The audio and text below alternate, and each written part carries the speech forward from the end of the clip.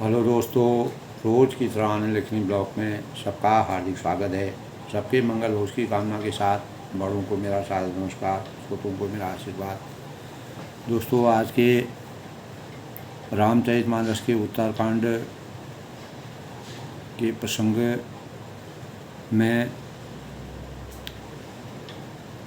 भगवान रामचंद्र जी की मर्यादा और पुरुषोत्तम रामचरितमानस में उनको पुरुषोत्तम क्यों कहा गया है? क्योंकि उन्होंने इस संसार में संपूर्ण ब्रह्मांड और जगत और पूरे सृष्टि का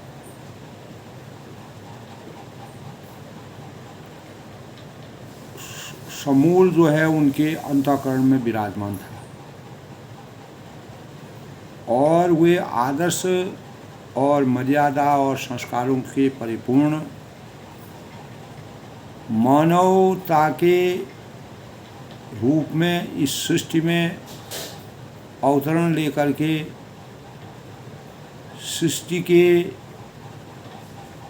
सही ढंग से निर्वहन के लिए मानव चेतना को जगाने का जिस प्रकार कार्य किया और अपने भक्तों, अपने सेवकों और अनेक प्रकार के कार्यों से 14 साल के वनवास के दौरान जिस प्रकार के परमार्थ और लोक कल्याण के कार्यों से मानव चेतना को जगाने का प्रयास किया, तो गरुड़ और काकभूषण जी के संवाद में प्रसंग में रामचरितमानस में तुलसीदास जी ने 16वीं सदी में जब रामचरितमानस की रचना की, तो उस समय काकभूषण जी ने अपने पूर्व जन्म के पूरा वृत्तांत कह करके गरुड़ जी को, जिस प्रकार की गरुड़ जी के अंतःकरण में संशय था, उन संशयों का समाप्त। दोस्तों, उत्तरकांड में पूरा प्रसंग गरुड़ जी और काकभूषण जी का ही है, जो पक्षी होने के पक्षी रूप में इस संसार में विराजमान थे और उन्होंने पक्षी के रूप में अवतरण लेकर के किस प्रकार के मानवों को भी ज्ञान से संचित किया और प्रत्येक प्रकार के जड़ चेतन को जगाने का प्रयास किया और परमात्मा की आसक्ति में किस प्रकार से काकभूषण जी उनके मुंह के अंदर पूरे ब्रह्मांड की संरचना को देखते हैं, उनके पेट के अंदर पूरे जगत का दृश्य देखते हैं। तो उस दृश्य को जैसे वह उसके अंदर मर्यादा पुरुषोत्तम भगवान राम जी अपने भक्ति को सार्थकता में परिवर्तित करने के लिए वह अत्यंत प्रसन्न हो जाते हैं, खुश हो जाते हैं और जब भक्ति के प्रति भगवान की आस्था पूर्ण रूप से विराजमान हो जाती है, तो भगवान जो है हमें उस जीव को जो इस संसार के अनेक प्रकार के माया मोह लोभ शोह अनेक प्रकार के कार्यों के बंधन में, कर्म बंधनों के जाल में फंसा रहता है, माया मोह के जाल में फंसा रहता है, तो उसको हमेशा के लिए इस संसार से मुक्ति प्राप्त करके मोक्ष की प्राप्ति करने का के भावों का संचरण करते हैं। तो रामचरितमानस में दोस्तों यही प्रसंग मर्यादा पुरुषोत्तम भगवान रामचंद्र ने अपने आदर्शों के भाव से मानव चेतना को जगाने का प्रयास किया। तो काकभूषण जी गरुड़ जी से कहते हैं कि मुझे अत्यंत प्रसन्न जानकर और जब मैंने उनके ब्रह्मांड और पूरे जगत और तीनों लोकों और सातों परतों 7 जो लोग हैं उनका पूरा 7 तल जो है उन तलों का पूरा भ्रमण किया, तो मैं परमात्मा की इस प्रकार की विराट स्वरूप को देख कर के मैं बहुत ही व्यथित हो गया। जब परमात्मा ने सोचा कि मेरा भक्त पूरा ब्रह्मांड और जगत को देख करके पूर्ण रूप से आसक्त हो गया, भक्ति में लीन हो गया, तब परमात्मा मुस्कुराए। उसी मुस्कुराहट के दौरान कागभूषणी जो है मुंह से बाहर आते हैं। उसी प्रसंग को वह गरुड़ जी को एक पक्षी की भाषा जानता है। तो इस प्रकार का प्रसंग दोस्तों पूर्व जन्म के अनुसार कागभूषणी ने जो अपने भावों को व्यक्त किया है वह तुलसीदास की रचना का सबसे बड़ा स्वरूप है। तो कागभूषणी जी कहते हैं कि जब मर्यादा पुरुषोत्तम भगवान के संपूर्ण अवतार को मैंने देखा, उसका पूरा देख करके मैं पुलकायमान हो गया और मुझे 8 सिद्धि और रिद्धियों की प्राप्ति के सुखों का आनंद मिलने लगा। तब परमात्मा ने कहा कि परमात्मा ने मेरे से कहा कि जब इस प्रकार से भक्त जो है साधना के स्वरूप में पूर्ण साधक बन के परमात्मा के ऊपर लीन हो जाता है, तो तब परमात्मा प्रसन्न होकर के अरणिमा यानी 8 जो अष्ट सिद्धि जो हनुमान जी को प्राप्त थी, वही अष्ट सिद्धियों को जो है मर्यादा पुरुषोत्तम भगवान रामचंद्र जी कागभूषणी जी को प्रदान किया, जिसके परिणाम स्वरूप उनको संपूर्ण सुखों की खान। इस संसार में अनेक प्रकार के जो कार्य होते हैं, हम अपने जीवन को वास्तविक सुख की अनुभूति और संतोषम परम सुखों की अनुभूति का हमेशा अपने अंतःकरण में ध्यान लगाते हैं, सोचते हैं, भजन करते हैं, कीर्तन करके परमात्मा के नज़दीक लाते हैं, लेकिन मोक्ष की प्राप्ति जो है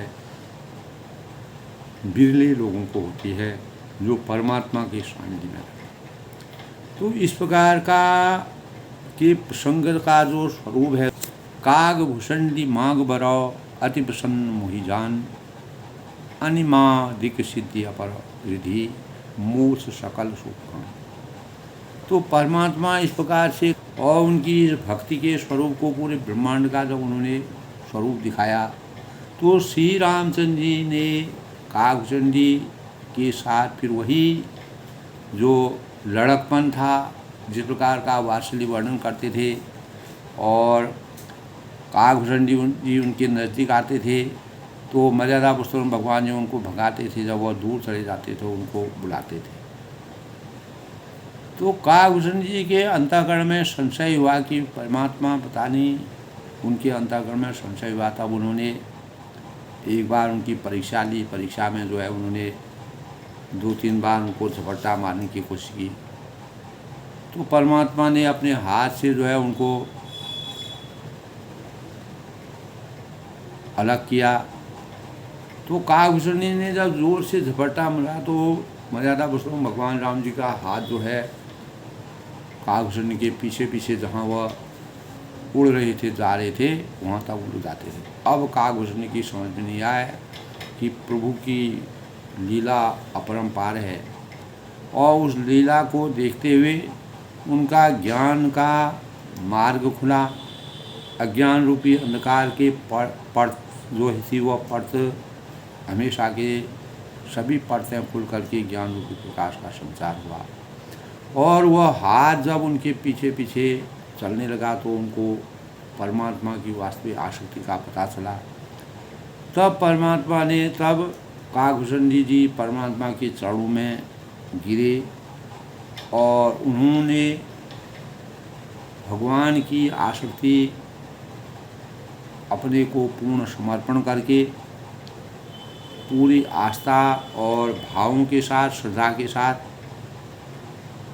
अपने जीवन वृत्तांत को आगे बढ़ाया, और भगवान ने उनको पूरे ब्रह्मांड जगत और अष्ट सिद्धि नव नित्य के दाता अथवा दिन मोहि जान के माता, राम रसायन तुमरे पासा सदा रघु रघुपत की रासा। तो जिस प्रकार हनुमान जी को अष्ट सिद्धि नवनिधि के दाता थे, तो परमात्मा ने उनको अष्ट सिद्धि और नवनिधियाँ दी थी। वही अष्ट सिद्धि नव जो सिद्धियाँ रिद्धियाँ थीं, उनकी प्राप्ति जो है कालभूषण जी को। तो पुनः जो है भगवान ने मुझे व्याकुल देखकर, तब जब मैं अत्यंत परमात्मा की आसक्ति को देख कर के, इतना बड़े ब्रह्मांड को देख कर के, इतना सृष्टि की पूरा सृष्टि जो हमको बाहर दिखाई देती है वही उनकी अंतःकरण में दिखाई दी, तो मैं बहुत ही व्याकुल हो गया, भयभीत हो गया। तब भगवान ने जो है उन्होंने मुस्कुराए, देख कृपाल विकल मोई बिहसी तब रघुवीर बिहस तहीं मुख बाहिर आय हूँ सुनमति। तो मुझे व्याकुल देखकर तब कृपालु श्री रघुवीर हंस पड़े और वे कहने लगे, हे धीर बुद्धि गरुड़ जी। तब उन्होंने गरुड़ जी को कहा कि इस प्रकार का प्रसंग मैं तो आपको सुना रहा हूँ। उनके हंसने से ही मैं उनके मुंह से बाहर आया। और तब सोई लरिकाई मोह सनो करन लगे मुनिराम सुनिराम कोटि भांति समझाय हूँ मन लड़ाई विश्राम। तो कल के प्रसंग में था दोस्तों, श्री राम जी ने मेरे साथ फिर वही बालपन जो वह पहले किया करते थे। मैं उनके आंगन में जाता था और जो उनकी जूठन पड़ी थी उसको खाता था, और कौवे के रूप में जन्म लेकर के मैंने अनेकों उनकी लीलाओं का, बाहरी लीलाओं का अध्ययन किया। और उनको मैं नित्य 5 वर्ष तक मैं उनकी वात्सल्य वर्णन को देखता रहा। और मैं अयोध्या के ही चारों तरफ भ्रमण करता था।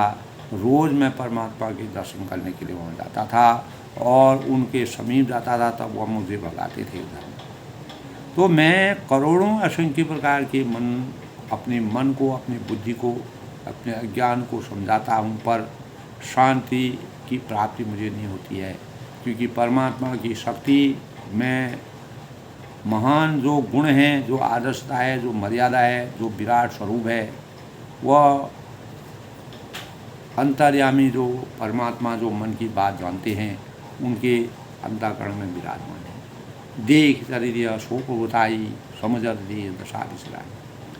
तो परमात्मा की इस बाल चरित्र को देख करके,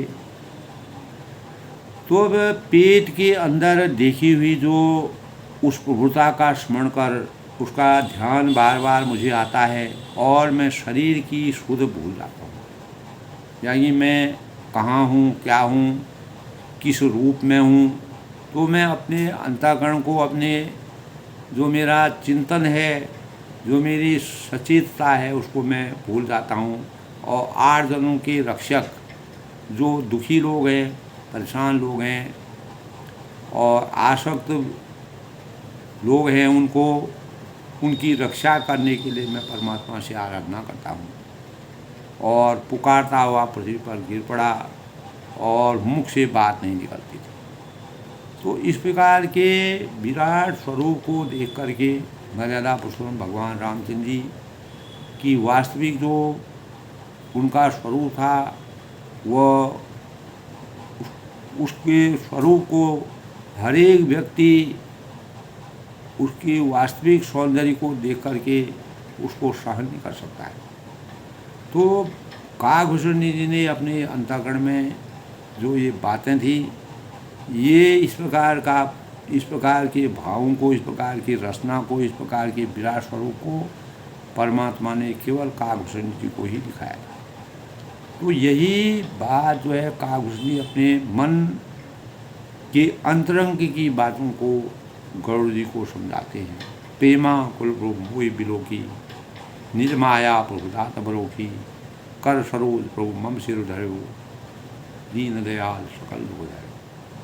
और तदंतर प्रभु ने मुझे प्रेम विह्वल देखकर, प्रेम में आसक्त देखकर, स्नेह के स्वरूप में मुझे देखकर अपनी माया का जो वास्तविक जो प्रभाव है वो रोक ले। जो उनकी उस माया के स्वरूप से मैं जब बहुत ही व्याकुल हो गया, परेशान हो गया, और मैं यानी पुलकायमान हो गया, तो उन्होंने इस स्वरूप को रोक लिया। और प्रभु ने अपने मन जो उनका, जब उन्होंने सोचा कि इतना विराट रूप देख करके मेरा भक्त जो है परेशान हो रहा है, इसीलिए उन्होंने उनके कर सरोज प्रभु मम सिद्ध रंग, तब काकभूषण के सिर में जो है उन्होंने अपना हाथ रखे, और उसी के परिणाम स्वरूप दीनदयाल जो मेरा संपूर्ण दुख था, जो संशय था, जो विषाद था, वो हमेशा के लिए था। कीन राम मुहि विगत विमोहा, सेवक सुखद कृपा सिंधु। तो सेवकों को सुख देने वाले कृपा के समूह जो इस प्रकार के कृपामय श्री राम जी ने मुझे मोह से, बंधनों से, इस भव सागर के बंधनों से हमेशा मुक्ति करने वाले हैं। पूर्वता प्रथम विचार विचारी, मन महा होय हरस अधिकारी। तब मैं स्वरूप को देख करके आनंद की अनुभूति करता हुआ अपने मन को समझाता था। उनकी पहले वाली जो प्रभुता के भाव थे, उनका विचार कर मैं याद करता था, स्मरण करता था, अध्ययन करता था। मेरे मन में बड़ा हर्ष की अनुभूति हुई, अपार हर्ष हुआ, आनंद की अनुभूति हुई। भगवान की पूर्ण शक्ति का जो दिव्यता उनको प्रकट हुई, जो अष्ट सिद्धि नवनिधि के दाता, अष्ट सिद्धियाँ और नवनिधि, और पूरा विराट स्वरूप दिखाई दिया।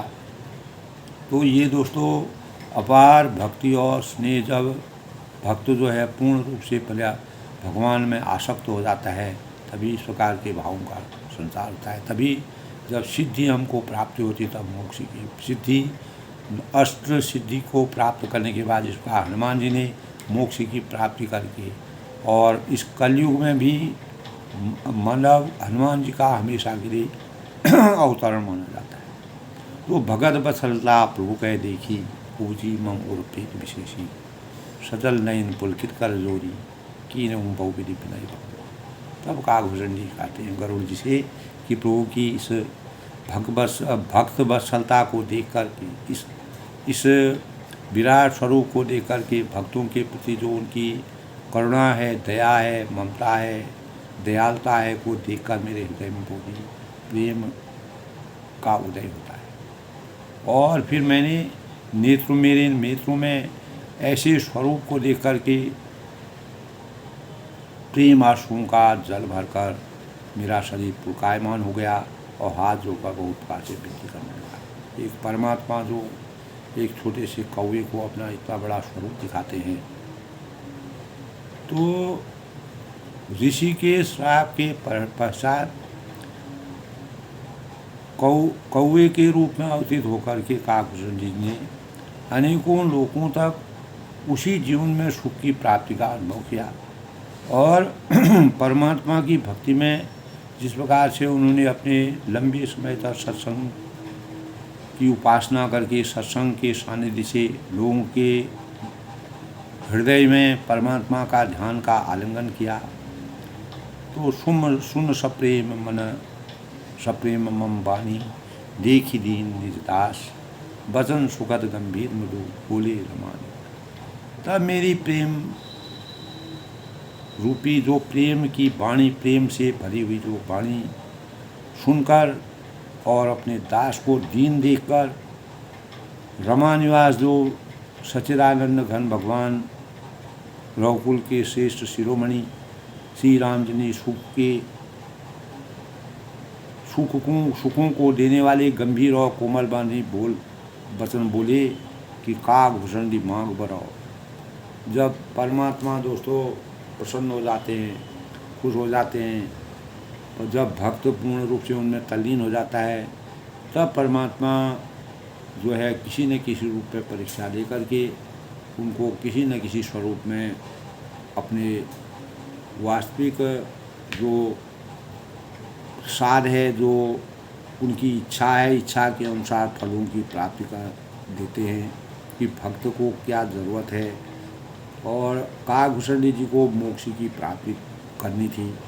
तो काकभूषणी तब उन्होंने कहा, हे काकभूषणी, तो मुझे अत्यंत प्रसन्न जानकर वर मांगो। यानी तुम्हारी भक्ति से, तुम्हारी आसक्ति से इतने युगों तक तुमने जो परमा भगवान यानी भक्ति में अपने को लीन किया है, अणिमा और अष्ट सिद्धियों की प्राप्ति को देते हुए और सिद्धियों रिद्धियों की प्राप्ति करते हुए संपूर्ण सुखों की खान जो मोक्ष होता है वह परमात्मा ने तब काकभूषणी का को मोक्ष की प्राप्ति है।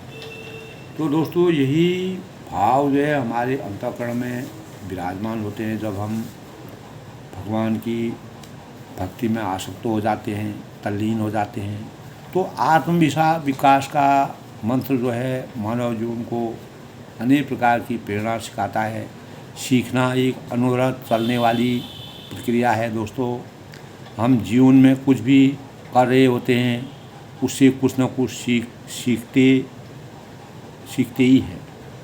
यानी कभी यह प्रत्यक्ष दिखता है और कभी यह अंतःचेतना में एकत्रित होता है। तो काकभूषणी जी ने जब परमात्मा के प्रत्यक्ष दर्शन किए तब उनको आत्म विकास का मंत्र उनके अंतःकरण में और समय आने पर किसी दुर्लभ प्रतिभा के रूप में प्रकट होता है। वही दुर्लभ प्रतिभा उनको प्राप्त हुई जब हम दोस्तों कार्यों को उचित ढंग से क्रियान्वित करते हैं, पूर्ण समर्पण की भावना होती है। हम अपने कार्य को कोई भी कार्य करते हैं उसमें हमारी पूरी निष्ठा होती है, तब हम उन्हें व्यवस्थित करने में परिष्कृत करने का ढंग सीख जाते हैं। कभी कभी आरंभ से ही हमारे घर से गलतियां होने लगती है और जिसका परिणाम कार्य में असफलता भी हमको मिल जाती है, परंतु असफलता जितना सिखाती है उतना सफलता परिष्कृत नहीं करती। तो असफलता से जितना बड़ा कठोर गुरु कभी नहीं हुआ।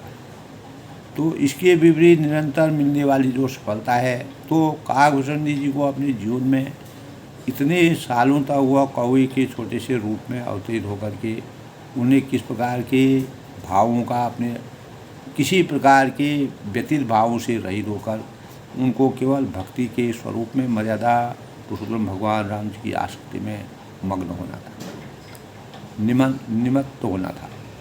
तो यही दोस्तों हमारे अंदर जो आत्मविश्वास का जन्म होता है, यह हमारे अनेक प्रकार के जो पतन का रास्ता होता है वो भी हमारा समाप्त हो जाता है। तो अंतिम सत्य यही है कि हम सीखते हैं। फिर यही काकभूषणी जी के लिए हुआ, उन्होंने भगवान के पूरे चरित्र को सुना और सफल रहें और उसको सफलता में परिणत करने का प्रयास किया। नींद में कुछ सीखते हैं। नींद एक तंद्रा के समान होती है दोस्तों, और जैसे कुछ प्राणियों को शीत निष्क्रियता में जाना पड़ता है तो उस दौरान कोई हलचल नहीं होती है, तो न दुख अनुभव होता है, न सुख और न कोई सबक सीखने को मिलता है। तो इस मानव जीवन में दोस्तों काकभूषणी जी ने पक्षी के रूप में अवतरित हो गए। कुछ लोग मानव जीवन में इन्हीं प्राणियों यानी अनेक प्रकार के प्राणियों के सानिध्य में जा कर के और निष्क्रियता में ही अपना जीवन बिता देते हैं। तो लगता है कि वे उतने सक्षम नहीं थे। तो गरुड़ जी को अपने जीवन को सार्थक करने के लिए और उन्होंने काकभूषणी जी के सानिध्य में जाकर के परमात्मा की आसक्ति को जिस प्रकार से प्राप्त किया, तो यह आत्म विकास का मंत्र उनके अंतःकरण में जागृत हुआ और परमात्मा के प्रति जो उनका असाधारण प्रेम के भावों का संचार हुआ, उससे उनके जीवन में जो हजारों सालों तक जो उनको कौवे के रूप में इधर उधर भ्रमण करना था, तो उनको अंततो गत्वा मोक्ष की प्राप्ति हुई।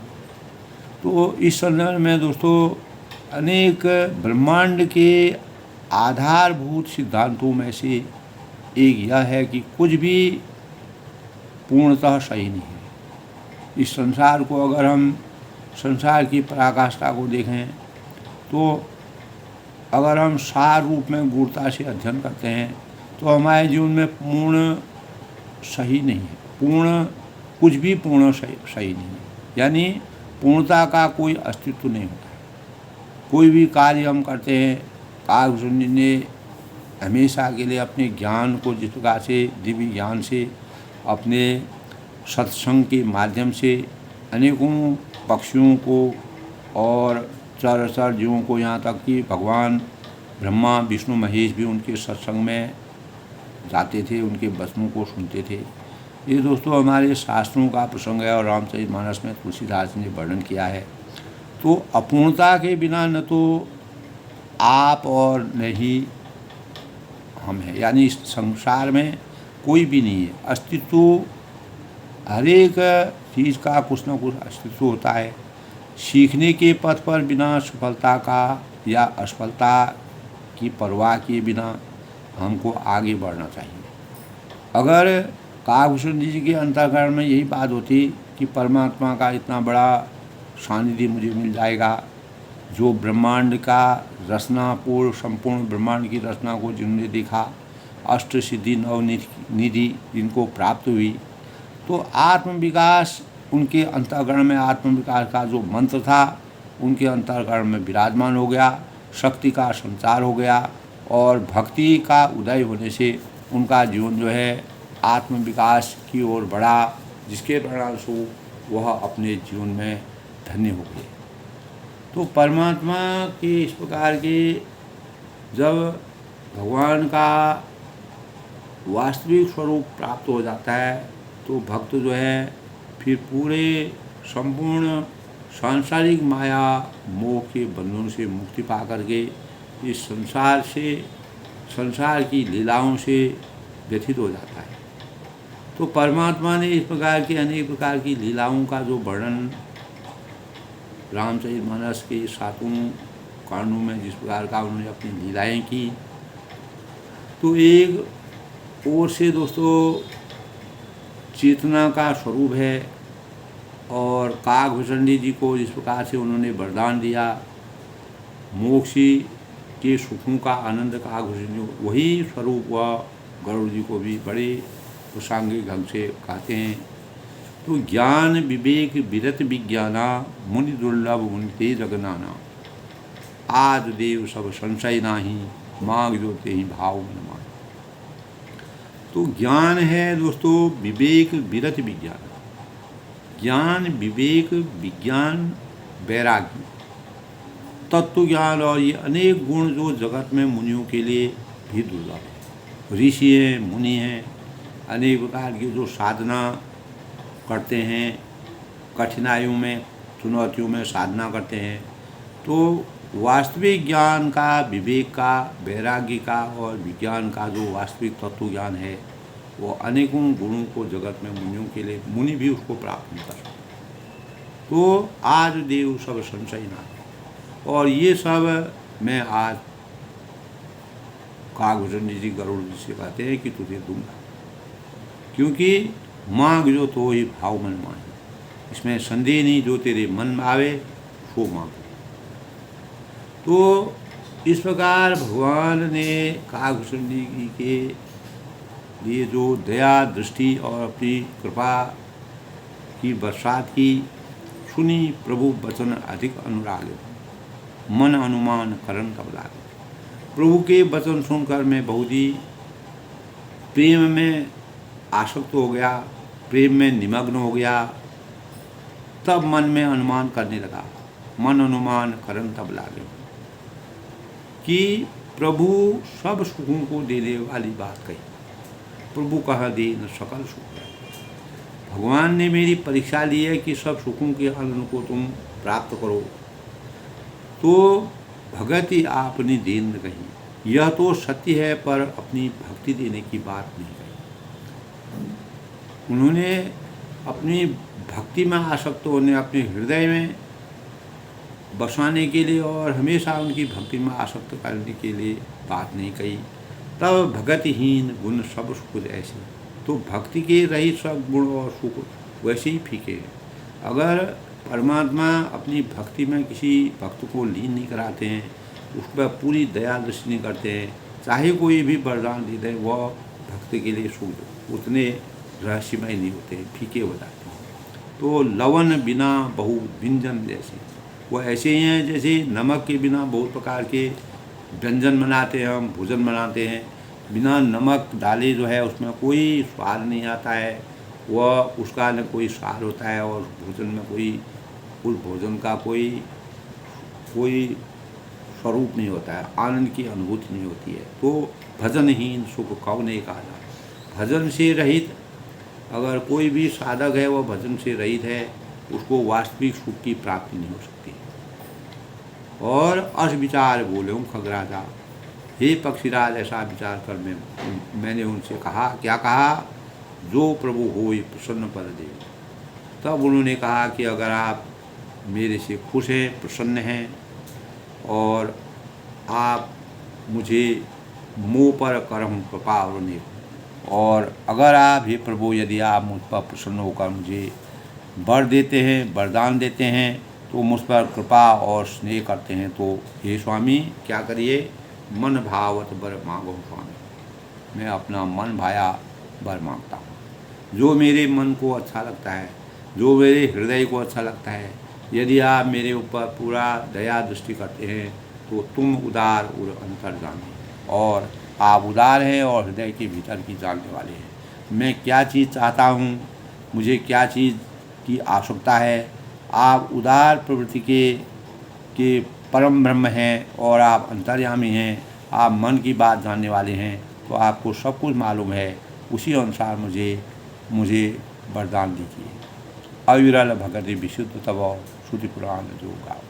तब उन्होंने कहा, काकभूषण ने कहा गरुड़ जी से कि मैंने उनसे आपकी जिस अविरल प्रगाढ़ और विशुद्ध अनन्य निष्काम निस्वार्थ और निराकार जो जिसका कोई आपकी जिस प्रगाढ़ जो भक्ति का प्रगाढ़ स्वरूप है और अनन्य और निष्काम भक्ति यानी श्रुति पुराण जो गाओ, और श्रुति और पुराणों में जो गाए जाते हैं, श्रुति पुराणों में जिनका हमेशा वर्णन होता है, जिनके बारे में श्रुति पुराण हमको नीति के अनुसार, मर्यादा के अनुसार चलने की राह प्रदान करते हैं।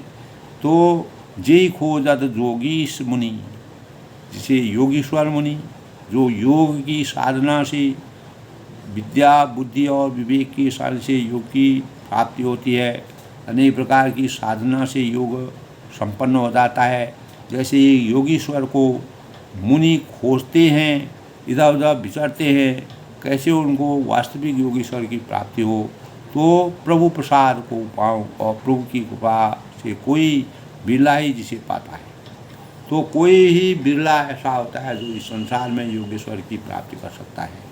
तो वही चीज़ अगर आप मेरे ऊपर इतने धन्य, मेरे ऊपर इतना कृतज्ञ होते हैं, इतना मुझे अगर अपनी कृपा बरसाते हैं, तो आपकी जिस अविरल मतलब कभी न रुकने वाली प्रगाढ़ भक्ति है और विशुद्ध अनन्य निष्काम और निस्वार्थ भावों से भक्ति के, और जो श्रुति में मर्यादित है, हमारी नीति में जो मर्यादित हैं, जिनको सभी लोग इस संसार में विराजमान जितने भी अनेक प्रकार के ऋषि हैं, मुनि हैं, जो अनेकों सालों से इस भक्ति को प्राप्त करने के भावों का संचार करते हैं, इस प्रकार की भक्ति का आशीर्वाद मुझे दीजिए। भगत कल्पतरु प्रणत हित हो।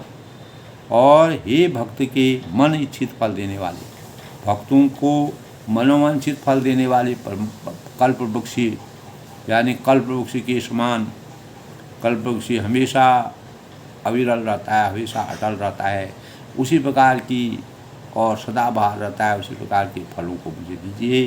कृपा सिंधु सुधाम, हे शरणागत के हितकारी, कृपा के सागर और सोई निज भगति मोई प्रभु, हे कृपा सागर, हे सुख के धाम, मर्यादा के विराट स्वरूप, दया करके मुझे अपनी वही भक्ति दीजिए। तो भगवान की आसक्ति में जो भी भक्त आते हैं, वह सांसारिक बंधनों में माया मोह किसी प्रकार के भौतिक और अपेक्षाओं से की आकांक्षा उनको नहीं रहती है, इच्छा उनको नहीं रहती है। जब वह परमात्मा में लीन हो जाते हैं, तो उनको केवल परमात्मा की दया, उनका आशीर्वाद और उनकी भक्ति चाहिए। उसके अलावा वह उनके लिए पूरी सब जितनी भी सांसारिक वस्तुएं हैं, इनका कोई अस्तित्व नहीं रह जाता है। तो इस प्रकार दोस्तों अनेक प्रकार के भावों से ए उमस्तु कही रघुकुल नायक बोली वचन परम सुखदायक। तब मर्यादा पुरुषोत्तम भगवान राम जी ए मस्तु ऐसा ही हो कहकर रघुवन के स्वामी परम सुख देने वाले वचन बोले। उन्होंने कहा, सुन बायस में सहज सयाना, हे का सुन तुम स्वभाव से बुद्धिमान हो और ऐसा वरदान कैसे न मांगना। यानी ऐसा वरदान कैसे न मांगता। जो बुद्धिमान लोग होते हैं, जो परमात्मा की वास्तविकता को जानते हैं, जो भक्ति में लीन होते हैं, जिनको विवेक होता है, ज्ञान होता है, तो कागभूषणी जो सो सत्संग के बहुत ही प्रगाढ़ थे और ज्ञान के पिपासु थे। सब सुख खान भगत में मांगे, तूने सब सुखों की खान को छोड़ करके भक्ति रूपी खान को मुझसे मांग ली। और जिसके परिणाम स्वरूप नहीं जग को तो ही सम बड़ भागी। इस संसार महानाट्यशाला में, इस सृष्टि में तेरे समान बड़ भागी इस संसार में कोई नहीं है। होने को तो तुम छोटे से कौवे हो, कौवे के रूप में तुम अवतरित हुए हो।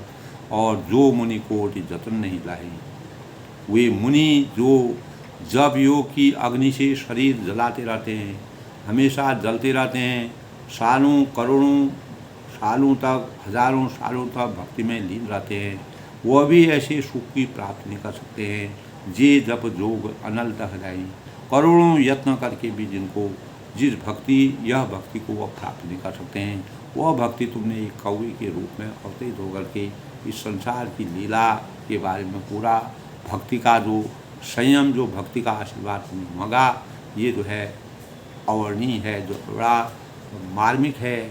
इस प्रकार से तुलसीदास जी ने और कागभूषण जी के चरित्र का जिस प्रकार से वर्णन किया है, रामचंद्र जी की आसक्ति उनके अंदर इस प्रकार से सब सुख खान भगति गए मांगी, संपूर्ण सुखों को त्याग करके तुमने भक्ति के वरदान को मांगा है। नहीं जग को तो ही सम बड़भागी, संसार में तुम्हारे समान बड़ा भाग्यशाली कोई नहीं है। जो मुनि कोटि जतन लाई, अनेक प्रकार के ऋषि हैं, मुनि हैं, साधु हैं, सन्यासी हैं, प्रबुद्ध लोग हैं और अनेकों सालों तक अपने जीवन को तपा चुके हैं और अग्नि में शरीर को जला चुके हैं, लेकिन उनको परमात्मा का आशीर्वाद नहीं प्राप्त हुआ। करोड़ों यत्न करके वह जुड़े हुए हैं, लेकिन फिर भी उनको भगवान की भक्ति का आशीर्वाद नहीं प्राप्त। दी जऊँ दी की तो ही सतराई, मांगो भगत मोह दिखाई। वही भक्ति तूने मांगी है, तेरी चतुरता देखकर मैं रीझ गया और जिसके परिणाम स्वरूप सुन विहंग प्रसाद सब अब मोरी, यह चतुराई मुझसे बहुत ही अच्छी लगी। जिस प्रकार की भक्ति रूपी चतुराई, भक्ति को पाने के लिए जो चतुराई, सुंदर अच्छे कार्यों को करने के लिए परमात्मा की आसक्ति में लीन होगी, अगर हम अनेक प्रकार की चतुराई भी करते हैं तो वह लोक कल्याणकारी होती है।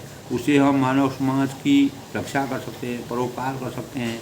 तो सुन विहंग प्रसाद अब मोरी, हे बख्शी सुन मेरी कृपा से सब समस्त शुभ गुण तेरे हृदय में बसे। सब शुभ गुण बसई उर तोरे, तुम्हारे हृदय में जितने भी सुंदर गुणों का जब परमात्मा का आशीर्वाद हो जाता है, परमात्मा की हमको सिद्धि प्राप्ति हो जाती है, परमात्मा की आसक्ति प्राप्ति होती है, तो हमारे अंतःकरण में सरस्वती विराजमान हो जाती है और हम कितने भी गलत होते हैं वो भी हम सही मार्ग में अवतीर्ण होते हैं और हमको हमेशा अच्छी का स्मरण आता है, भक्ति का स्मरण आता है। भक्ति में ही हम आसक्त हो जाते हैं और हम मन वचन और कर्मों में हमारी पूर्ण निष्ठा हो जाती है और हम मानव जीवन में अवतरित होकर के परमात्मा के रूप में अपने स्वरूप का आनंद उठाते हैं। तो भगत ज्ञान विज्ञान विरागा, जोग चरित रहस्य विभागा, जानव तय सब ही कर भेदा, यम प्रसाद में साध। तब भक्ति ज्ञान और विज्ञान, भगति ज्ञान विज्ञान विरागा, भक्ति है, ज्ञान है, विज्ञान है, वैराग्य है, योग है, मेरी लीलाएं हैं। तो मैं इन्हीं लीलाओं का इस संसार में इन लीलाओं को करने के लिए मैंने संसार में अवतरण लिया है। और जो चरित्र रहस्य विभागा, मेरी लीलाएं, उनके रहस्य और विभाग, इन सब के जानबते सब यहीं कर भेदा। इन सब के भेद को तू मेरी कृपा से, मेरे आशीर्वाद से मैंने तुमको पूरे ब्रह्मांड का, पूरे जगत का और पूरे 8 सिद्धि और 9 निधियों का जो ज्ञान कराया, वह एक भक्त के लिए परम स्वामी का किस प्रकार से स्नेह उत्पन्न हो जाता है भक्ति का, और मुझे साधन का कष्ट नहीं होगा। तो अब मुझे किसी प्रकार के साधन का कष्ट नहीं होगा। इन सब के भेद को तू मेरी कृपा से जान जाएगा। मेरे बारे में तुम्हें पूरा ज्ञान हो जाएगा, जिसके परिणाम स्वरूप तुझे साधन का कोई कष्ट नहीं होगा। किसी प्रकार के साधनों की तुमको आवश्यकता होगी तो उन सहर्ष तुमको प्राप्त हो जाएंगी। किसी बार जब भगवान की आसक्ति प्राप्ति हो जाती है, तब भगवान ने उनको कहा कि कोई भी कार्य तुम्हारा रोक नहीं सकता है। तुम साधन, एक साधक के रूप में सभी साधनों को उपलब्ध करा सकते हो, अपने उनका उदय करा सकते हो। माया संभव ब्रह्म स्वभाव अब न व्यापही। तो इस संसार की जो माया उत्पन्न करने वाले जो भ्रम हैं, संशय हैं, संदेह हैं, तो उनको इस संसार में कभी नहीं व्यापेंगे। ये भाव परमात्मा के द्वारा कहे हुए कागभूषण जी गरुड़ जी से कहते हैं। और जानूं ब्रह्म अनादि अजो, मुझे अनादि अजन्मा अगुण प्रकृति गुणों से रहित और अगुण गुणागर मोही और गुणातीत दिव्य गुणों की खान ब्रह्म जानना। केवल ये बात परमात्मा ने कागभूषण जी को बताई थी। माया से उत्पन्न जिस प्रकार इतने सांसारिक माया से उत्पन्न जिनका मतभेद हैं, जो अज्ञानता है, जो वास्तविक निष्काम भाव की संरचना तुम्हारे अंतःकरण में हुई, मुझे अनादि जिसका कोई आदि अंत नहीं है, अजन्मा जो बार बार एक बार जन्म लेते हैं, और अगुण प्रकृति के गुणों से रहित और गुणातीत दिव्य गुणों की खान ब्रह्म जान मोई भगत प्रिय संतन असौ विचार सुन काग। तो हे काग, तब भगवान कहते हैं, परमात्मा कहते हैं कि हे कौ, यानी हे कागभूषण जी सुनो, मोई भगत प्रिय संतन असौ, सुन मुझे भक्त निरंतर प्रिय है। मैं भक्तों को हमेशा अपने, कोई भी अगर वह मेरा बैरी भी होता है, अगर वो भी मेरे सानिध्य में आ जाता है, अगर वह मेरे समीप आ जाता है, तो मैं वही मुझे प्रिय लगता है। ऐसा विचार कर, अस विचार सुनिकाग, ऐसा विचार कर, और काय वचन मन मम पदौ करूँ अचल अनुराग। ऐसा विचार कर, शरीर वचन और मन से मेरे चरणों में अटल प्रेम करना। तब भगवान ने कागभूषण जी को जीवन भर के लिए मोक्ष की प्राप्ति करके और शरीर वचन और मन से उनके चरणों में अटल प्रेम की भक्ति का आशीर्वाद प्राप्त किया, जिसके परिणाम से कागभूषण जी को मोक्ष की प्राप्ति हुई।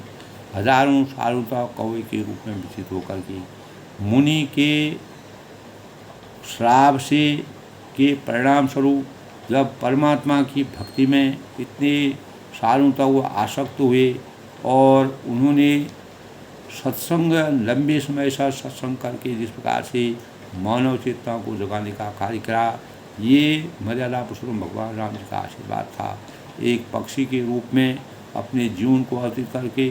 तो दोस्तों, मात्र रामचरितमानस में ही नहीं बल्कि भगवद गीता में भी और यानी भागवत में भी जो है कागभूषण जी का इस प्रकार का चित्रण है, जो उन्होंने 18 बार भागवत गीता का उनको देखा था, उनका मनन किया था, और 11 बार उन्होंने रामचरितमानस का अध्ययन किया था। इस प्रकार जो है कागभूषण जी एक पक्षी के रूप में मानव चेतना को जगाने का जो प्रयास किया, तो वह परमात्मा का आशीर्वाद था। तो परमात्मा किस रूप में अवतरित करते हैं और किस रूप में ज्ञान के पूर्ण भावों से उनको उनके जीवन का उद्धार करते हैं। तो माया से उत्पन्न सब भ्रम जिस प्रकार से काकभूषण जी के हमेशा के लिए समाप्त हुई, कभी भी उनको किसी माया के भ्रम में आसक्ति नहीं होगी, क्योंकि परमात्मा जो अनादि हैं, अनंत हैं, अजन्मा हैं, अगुण हैं, प्रकृति के गुणों से जो रहित हैं और गुणातीत दिव्य हैं, उन गुणों की खान से मिला हुआ जो वरदान उनको प्राप्त हुआ वह हमेशा के लिए इस जीवन में धन्य हो गए। और मुझे भक्त तब परमात्मा करते हैं कि मुझे ऐसे भक्त प्रिय हैं, ऐसा विचार कर शरीर मन वचन से मेरे चरणों में अटल प्रेम करना, यही तुम्हारे लिए सबसे बड़ा आशीर्वाद है।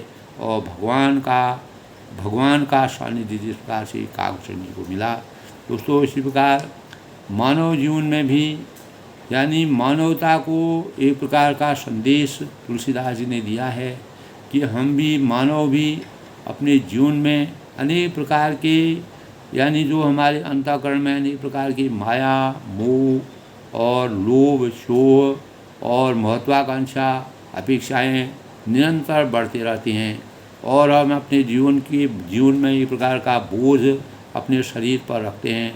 उस बोझ और उन संशयों को समाप्त करने के लिए हमने अपने कर्म क्षेत्र को प्रधानता देते हुए अपने जीवन को परमात्मा की आसक्ति और पर कर्मबद्ध रह करके कार्यों को संपन्न करना चाहिए, जिससे हम अनादि अजन्मा अगुण प्रकृति के गुणों से रहित और गुणातीत दिव्य गुणों की खान ब्रह्म की शक्ति को जानने में समर्थवान हो सकते हैं। तो दोस्तों आज के रामचरितमानस के काकभूषण जी और गरुड़ जी के वास्तविक जो उनको परमात्मा का स्वरूप, जो परमात्मा का आशीर्वाद, जो उनको वरदान प्राप्त हुआ, उससे मानव चेतना को भी एक प्रकार की प्रेरणा के भावों का संचार होता है।